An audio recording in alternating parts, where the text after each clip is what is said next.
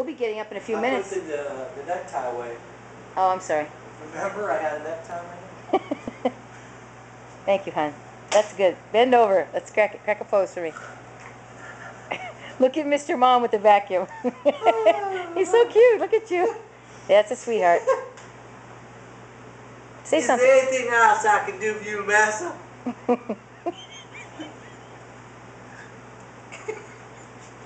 Little song dance. Stop it. You're so funny. What else I do for you, Massa? Me fix your cotton suit. So bad. You're evil. Yeah, I know. You're That's why evil. I'm leaving this island. Yeah, tell me about Going that. back to New England. Tell me. Massachusetts. What are you going to do there? I'm going to live there with my friends that I don't have, my delusional friends.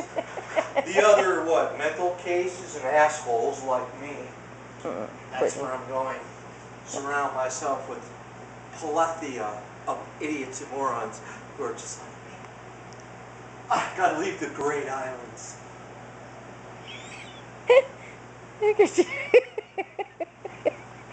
How did we ever get along without the 50th welfare state? I'll never know.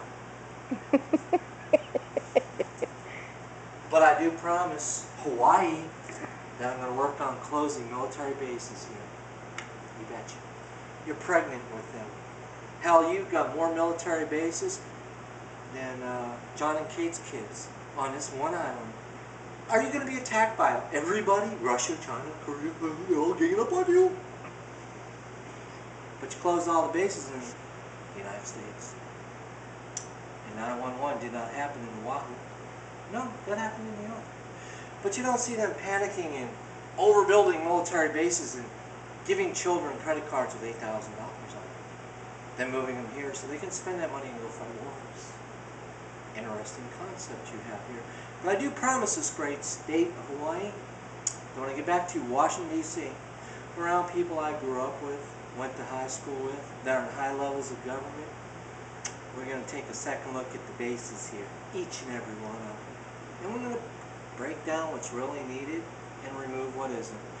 We don't need idiot boy, congressman, I'm on drugs, I want to run for governor, but I ain't got no time for veterans.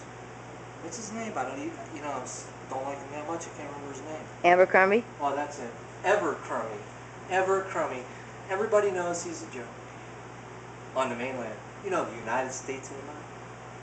Where the real Americans are. And it's funny that everybody shares the same opinion that I do at Eva Beach, who's in the military.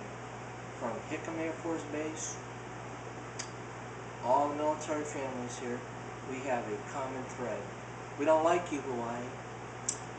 You're disdainful, you're arrogant, you're pompous, you're rude, and you think you're better than the rest of us.